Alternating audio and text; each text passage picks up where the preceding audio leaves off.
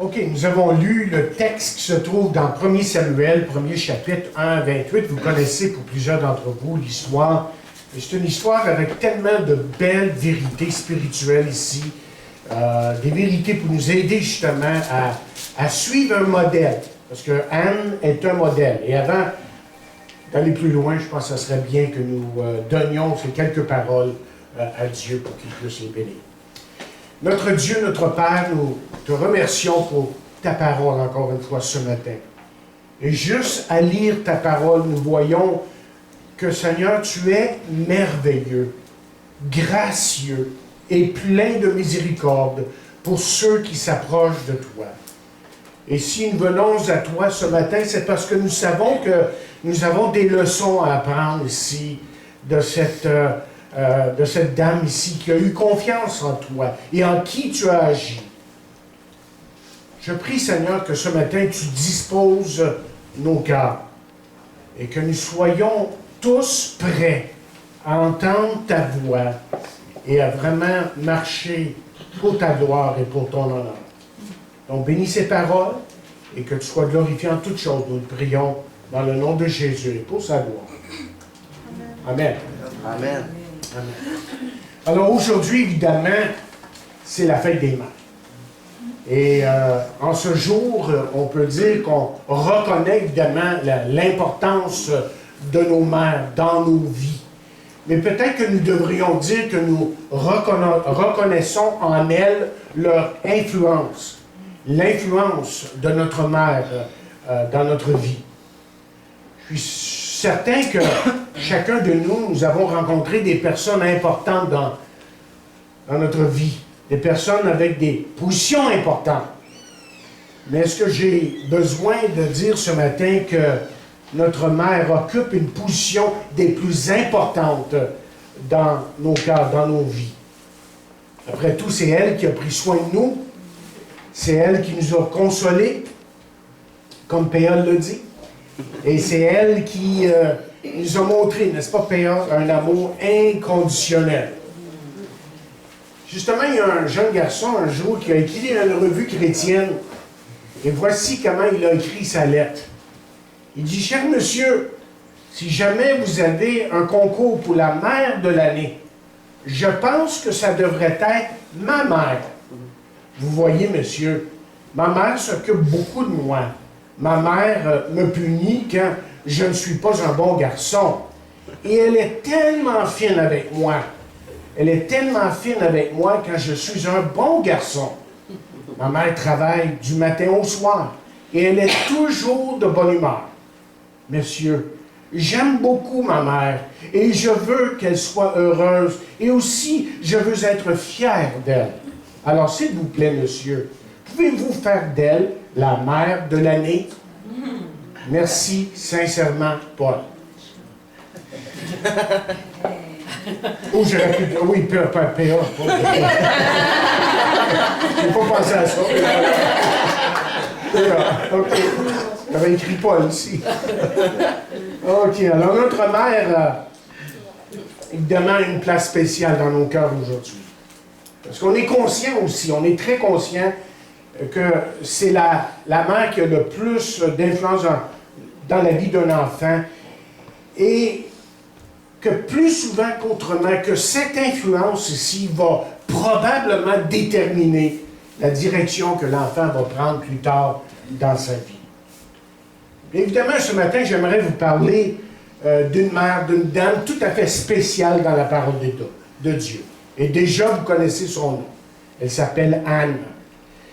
Et j'aimerais attirer votre attention surtout sur l'épreuve que Anne a subie, mais aussi les résultats positifs de cette épreuve.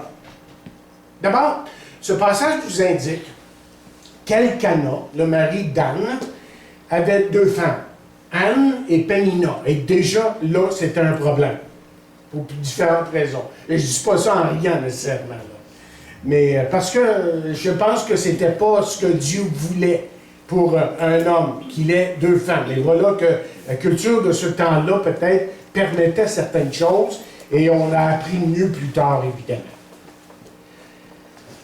Mais remarqué dans les 8 premiers versets que la famille ici se rend à Silo.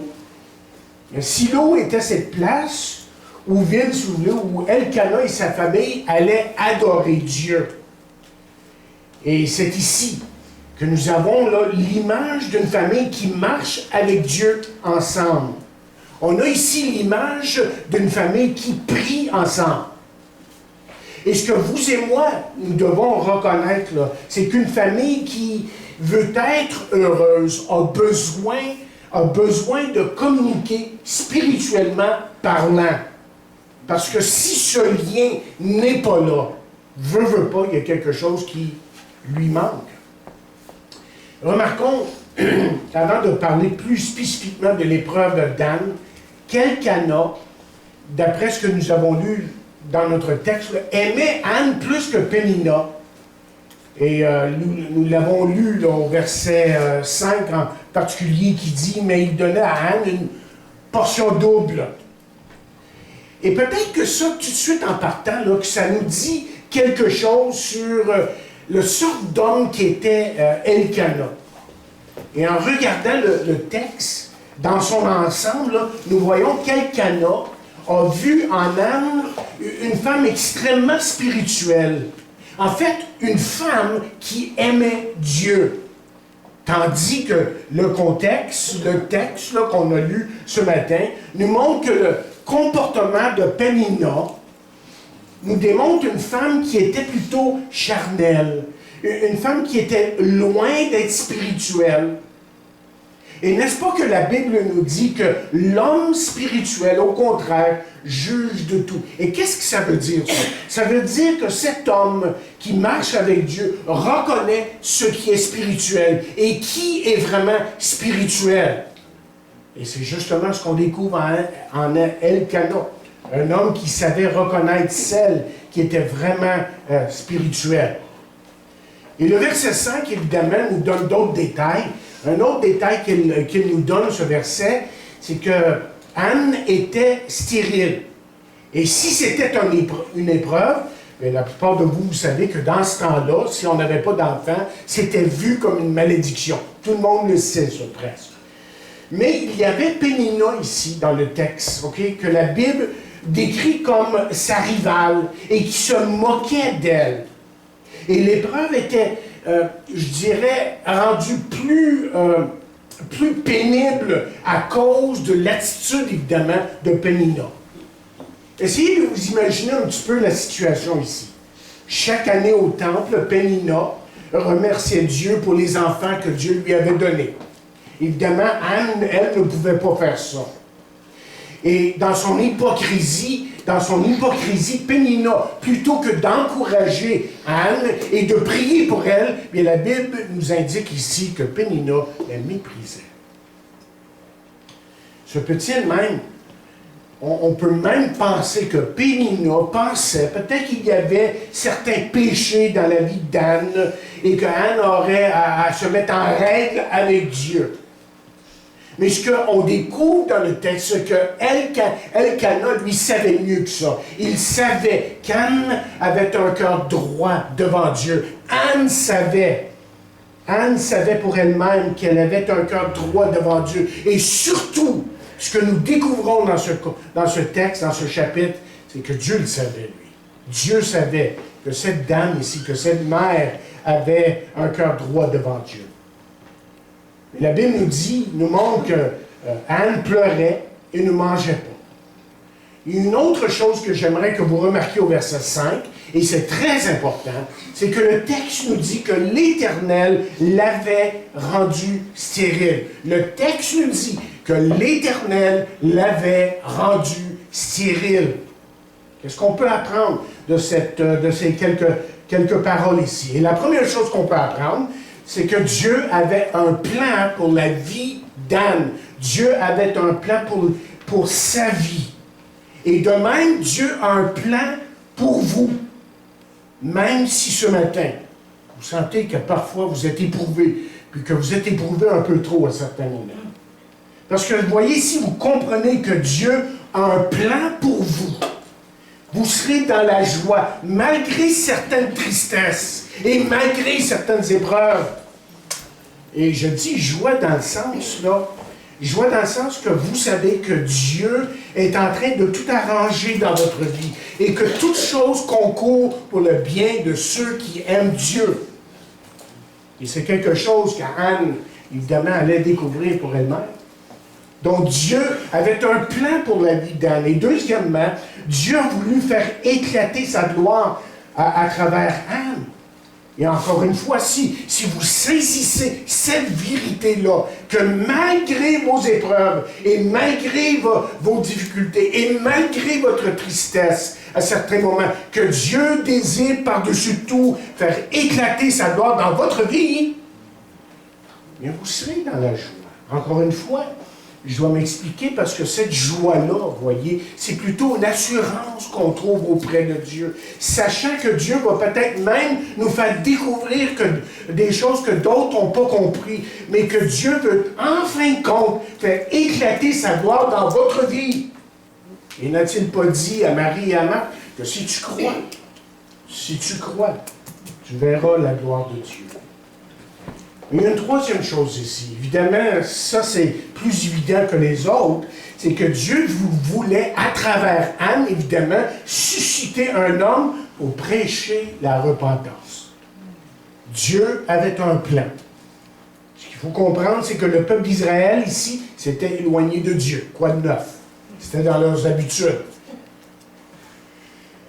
Il semble qu'il n'y avait personne qui marchait pour Dieu, là. Il n'y avait personne qui marchait sur le droit chemin. Même les fils d'Élie, qui avaient été choisis pour servir Dieu. Mais la Bible nous dit, si vous allez au chapitre 2, puis on ne prendra pas de lire les versets, dans le chapitre 2, au verset 12, par exemple, on découvre que c'était des hommes pervers. Au verset 17, même chapitre 2, ils méprisaient, nous dit la parole de Dieu, les offrandes. Au verset 22, chapitre 2, toujours, ils vivaient dans l'adultère. Donc, ce qu'il faut comprendre ici, c'est que Dieu voyait, dans ce moment de l'histoire d'Israël, Dieu avait besoin d'un homme spécial, d'un homme spirituel, mais avant ça, avant tout, Dieu avait besoin d'une femme spirituelle et d'une femme spéciale. Une femme qui l'aimerait de tout son cœur. Et Anne deviendrait cette femme-là. Alors, vous voyez, Dieu ne permet jamais les choses pour rien. Dieu a toujours un plan. Peut-être que nous, on ne le saisit pas sur le coup, là, mais Dieu est toujours à l'œuvre. Et c'est pour ça que Dieu dira à son prophète un jour, « Mes voix ne sont pas vos voix. » Et quand on saisit ces simples vérités, c'est des grandes vérités, mais c'est des simples choses que Dieu répète à travers sa parole, de différentes façons, à travers différents serviteurs de Dieu. Il nous montre que ces voix ne sont pas nos voix, mais une chose est sûre, c'est que nous pouvons compter sur lui. Amen. Maintenant, pour vraiment comprendre l'histoire d'Anne ici, dans ce chapitre, il faut comprendre ce qui est vraiment arrivé dans sa vie. Après qu'elle eut découvert ce que Dieu commençait à faire dans sa vie et les résultats, si vous voulez, de son épreuve. Quels sont les effets, les résultats de l'épreuve qu'Anne subissait ici? Bien, la première chose que je découvre dans ce texte, au verset 10, c'est que Anne priait. Anne était en train de prier. Éprouvée, mais elle priait. Et vous savez, il n'y a pas de meilleure place que d'être dans la prière lorsque nous sommes dans un tel état. Et qui, à un moment donné, n'a pas pleuré? Qui n'a pas été dans la tristesse? Et qui n'a pas été éprouvé? Et la meilleure place qu'on peut se trouver lorsqu'on se trouve dans un tel état, c'est de prier comme Anne l'a fait un jour. Et Anne, autrement dit, savait où se trouvait la réponse à son problème. Et que de problèmes qui seraient réglés si seulement nous savions vraiment prier Dieu. Nous approcher de lui. Et Anne le fait ici. Regardez-la ce matin. Anne est pleine de tristesse dans son âme. Anne verse des larmes Mais Anne verse des larmes devant Dieu parce qu'Anne est en train de prier son Dieu.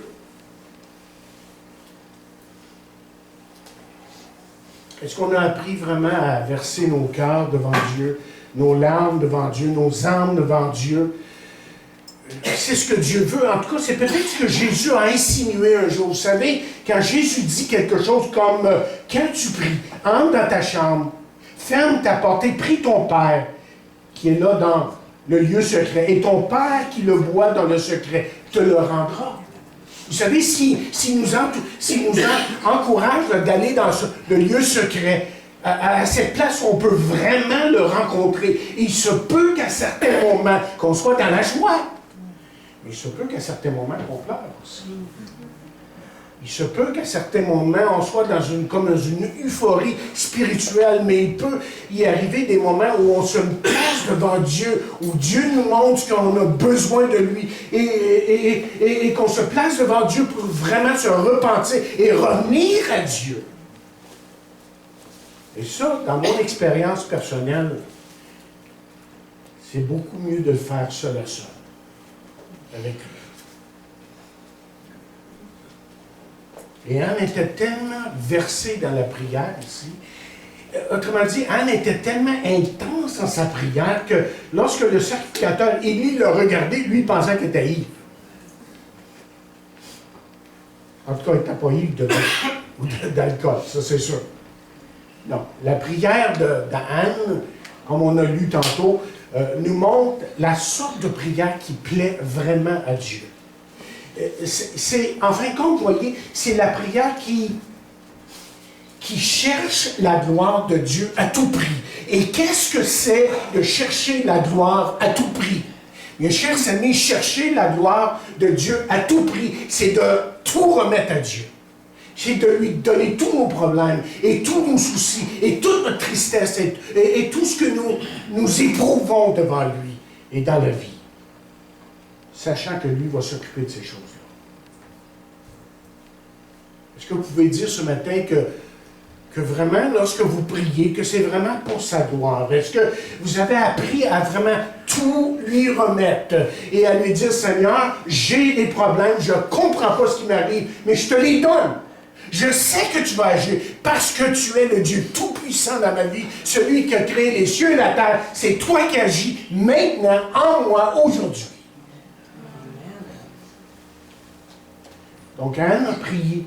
Et ça, c'est important. Pour que Dieu agisse dans sa vie. C'est la première porte d'entrée, si vous voulez, pour que vous puissiez vraiment voir Dieu agir dans votre vie. C'est que vous le priez, mais sincèrement, de tout votre cœur. Ensuite, au verset 17 et 18, nous découvrons une femme qui est pleine de foi. L'épreuve d'Anne l'a fait grandir dans sa foi. Parce que nous voyons dans ce texte ici que Anne a cru Dieu. Et comment a-t-elle cru en Dieu? Moi, je pense que ce qui nous indique vraiment qu'elle crut en Dieu, qu'elle a vraiment placé sa foi en Dieu, c'est que le texte ici nous montre que Anne a reconnu qu'Élie parlait de la part de Dieu. Et c'est pour ça qu'on peut dire que c'est une femme spirituelle. Elle a reconnu que l'homme qui était devant elle, là devant elle, c'était lui qui parlait de la part de Dieu. Et remarquez au verset 18, là, encore une fois, le changement qu'il y a eu dans sa vie lorsqu'il est dit que son visage ne fut plus le même. Anne a voulu que Dieu lui parle. Et Dieu lui a parlé. Dieu a changé son attitude, Dieu a changé ses actions, et même toutes ses paroles ont changé parce qu'elle a placé sa foi en Dieu. Et j'imagine, en pensant à ça, là, à ce moment précis-là, que Dieu était rempli. Hein? Vous savez, la Bible nous donne les caractéristiques humaines de Dieu. Hein? Il nous fait voir comme Dieu comme étant humain. Il y a des réactions. Pas tout à fait comme nous, par exemple. Il n'est pas un jour chaud puis un jour froid. Là. Il est toujours constant. Mais on peut sentir que Dieu est rempli de joie en ce qui a trait à la démarche d'Anne, que Anne ici a placé sa foi en lui. Et chers amis, comme le sel donne la saveur aux aliments, vous savez, la foi, là, la foi donne de la saveur à nos prières. Et peut-être que ce matin, parce que vous vivez des moments difficiles, parce que vous sentez que vous êtes souvent éprouvé, que vous vous demandez pourquoi Dieu ne répond pas à vos prières, bien ma simple question à vous ce matin est celle-ci. Elle est simple, mais réelle. Avez-vous la foi? Simplement. Jésus a dit à ses disciples, à un moment donné, les disciples de Jésus étaient là, tout en train, comme on dit à mon québécois, en train de capoter. Il y avait une situation devant eux, ça ne marchait pas, puis il a dit, oh, qu'est-ce qui va arriver, Seigneur? On va mourir là, voyons donc, tu nous dis ça, nous as-tu emmenés ici pour qu'on meure là? Lui, il se tourne vers eux, puis il dit, ayez foi en Dieu. Pas dit plus que ça. Il a dit, ayez foi en Dieu. Et c'est ça, la foi. La foi. Mais qu'est-ce que c'est la foi? On peut beaucoup parler de la foi, évidemment, et malheureusement, il y a des mauvaises notions en ce qui a trait à la foi parmi certains chrétiens. À certains moments, j'entends des choses qui me fatiguent des fois, la part des chrétiens, parce qu'on ne comprend pas ce que c'est vraiment la foi. D'abord, il faut dire que la Bible nous parle de trois sortes de foi. Il y a la petite foi, il y a la grande foi, il y a la foi parfaite. Celui qui avait la foi parfaite, c'était Jésus, évidemment. Mais la foi, c'est de croire que Dieu répond à la prière, que Dieu n'est jamais en retard. La foi, c'est d'attendre la réponse de Dieu. Et ça, c'est pas toujours facile. Parce qu'il y a même des chrétiens qui vont comme ordonner à Dieu quoi faire. Hey, tu vas faire ça. Là. Je veux ça. Attention. Laissons Dieu agir. Laissons-le agir en son temps et comme il le veut, mais reconnaissons que notre Dieu est toujours agissant et qu'il est puissant.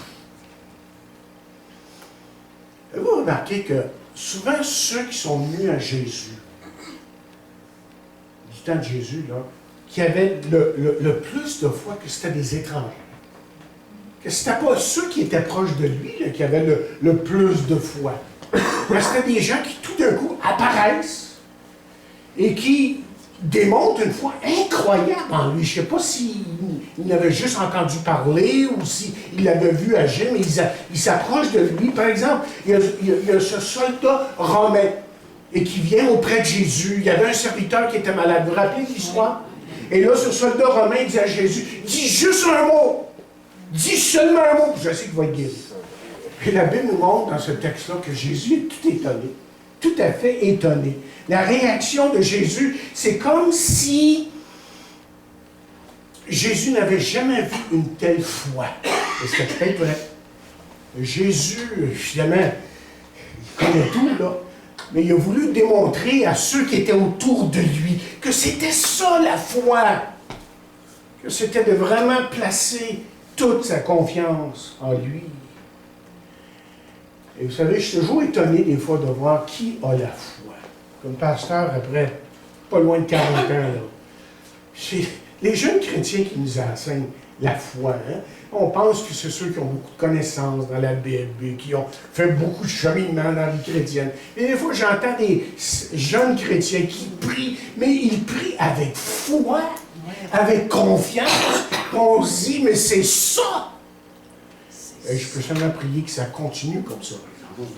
Ça, il y a un problème. Mais notre problème n'est pas que nous ne connaissons pas les promesses de la parole de Dieu. Mais notre problème à nous, en tant qu'enfants de Dieu, puis en tant que peut-être vieux guerrier, si je peux le dire comme ça, c'est qu'on ne met pas notre foi dans les promesses de Dieu. Ensuite, il y a un autre élément ici, un autre résultat de l'épreuve d'Anne. Au verset 21-22, c'est que, si je peux résumer en quelques mots, c'est qu'Anne, là, ici, était consacrée, pleinement engagée. Et par son épreuve, par cette épreuve qu'elle vivait, écoutez, Anne a appris ce que c'était de vraiment se consacrer à Dieu, de vraiment donner sa vie à Dieu. Remarquez au verset 22, son attention est sur l'œuvre que Dieu lui a donnée à faire. C'est-à-dire, qu'Anne avait compris jusque-là que l'œuvre que Dieu lui avait donnée à faire, à accomplir, c'était de préparer l'enfant pour le service de Dieu. Et pour Anne, il n'y avait pas de compromis face à ça. Dois-je oser le dire ce matin qu'un des plus grands manques dans l'Église de Jésus-Christ. Et là, je ne parle pas de... Vous savez, le mot « Église », ça a deux sens. Le mot « Église », on peut parler de l'Église universelle, de tous les croyants qui appartiennent à Jésus-Christ, qui sont vraiment sauvés. Il y en a en Chine, il y en a en Australie, il y en a partout dans le monde. Et vous savez, quand on rencontre des gens de d'autres pays, de d'autres nationalités, des fois, on commence à prier avec eux, puis on voit qu'il y a quelque chose qui nous unit ensemble. Parce que notre foi est en Christ. Et ça, c'est l'Église invisible, l'Église universelle. Mais à 90% du temps, quand le mot « ecclésia » est utilisé dans la Bible, c'est le mot « Église », l'Église locale. L'Église locale. L'Église baptiste la voie de l'Évangile, si vous voulez. L'Église, la chapelle évangélique chrétienne. Chapelle chrétienne, je pense comme ça qu'on l'appelle. Ça, c'est une Église locale. Et à 90% des fois que le mot est utilisé, que Paul en parle dans ses épîtres, par exemple, il parle de l'Église à telle et telle place. Et ma question, c'est que, est-ce que Dieu peut compter sur votre engagement envers l'Église, son Église? Dieu est-il capable de compter sur vous pour faire son œuvre? Mais allons un peu plus loin. Soyons plus directs. Est-ce que le pasteur peut compter sur vous? Parce qu'il y a encore de ces gens qui ont la notion que le pasteur va tout faire. Lui, il va prêcher dans toutes les réunions, il va préparer toutes les études, il va faire toutes les visites, il va faire tout le counseling, il va faire...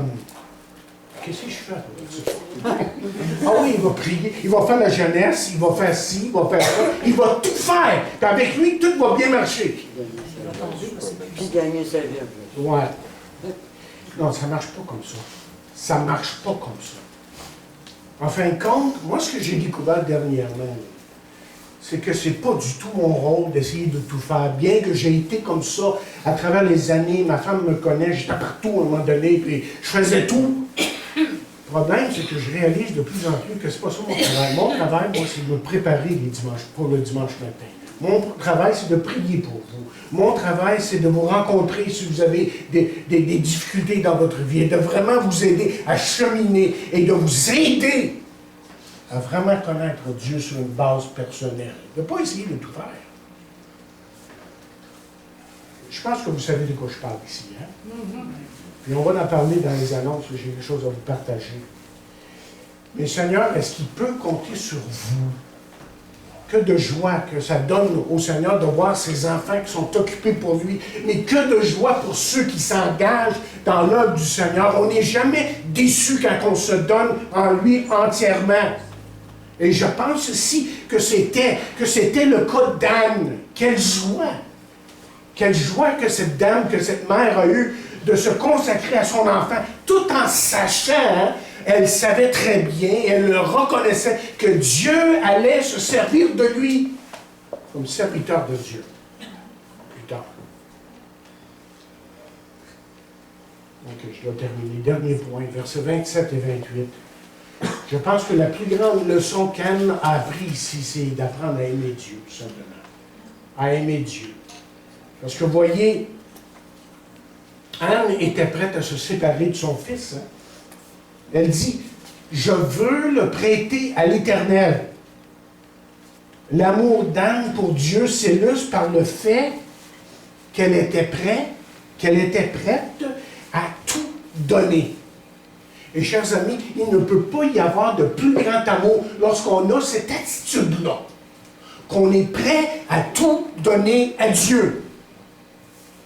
Parce que la Bible nous donne l'exemple le plus merveilleux des exemples, si vous voulez, à propos de Jésus, à propos du Père, lorsqu'il est dit que Dieu a tellement aimé le monde qu'il a donné son Fils unique, afin que quiconque croit ne périsse point, et qu'il ait la vie éternelle. Dieu a tellement aimé qu'il a donné. Donc, Anne, je pense ce matin, on peut dire, en conclusion, qu'Anne est l'image d'une mère qui marchait avec Dieu, qui a marché avec Dieu. Et chaque jour, imaginez pour un instant, là, chaque jour, Samuel regardait sa mère, voyait sa mère agir. Autrement dit, chaque jour, Samuel avait cet exemple devant lui. Et quel exemple et quelle influence est-ce qu'il avait devant lui? Mais je vous résume encore une fois. La vie de prière d'Anne. C'était une femme de prière, évidemment. On peut parler de sa foi. C'était une femme qui craignait Dieu, qui faisait confiance à Dieu pour ses problèmes. Et on peut parler aussi de sa consécration, de son engagement total. Et si Samuel a été complètement engagé envers Dieu et envers la mission que Dieu lui a donnée plus tard, c'est parce qu'il l'avait vu dans sa mère. C'est parce qu'il l'avait vu dans sa mère.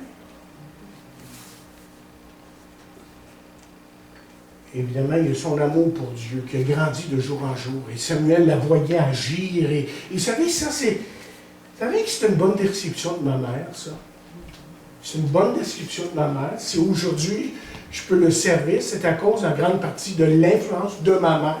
J'ai vu une femme, justement, qui priait, qui avait une foi en lui, qui était consacrée entièrement à lui, qui avait un amour vrai pour Dieu. Et à cause de cette réalité qui était là dans sa vie, je peux vous dire, honnêtement, aujourd'hui, que c'est à cause d'elle que je suis là. À cause de ma mère. Alors, chère mère, j'espère que l'histoire d'Anne vous parle ce matin. Je suis convaincu que pour avoir des hommes spéciaux, il faut y avoir d'abord des femmes spéciales et des femmes spirituelles. Et vous pouvez être cette mère ce matin. En fait, j'espère que ça ne parle pas juste aux mères. Ça parle au-delà des mères. Hein? Que ça parle à chacun de nous, qu'on va influencer. Et je l'ai déjà dit dans des messages dans le passé, que veut pas nos vies, on influence quelqu'un, on parle à quelqu'un, par nos actions et nos paroles, ça dit quelque chose à quelqu'un. Et soit qu'on va les influencer d'aller vers Dieu ou de s'éloigner de lui. Moi, j'espère qu'on va faire le bon choix ce matin. Qu'on va faire comme Anne a fait un jour, lorsqu'elle a décidé de tout remettre entre les mains de Dieu et de lui faire confiance.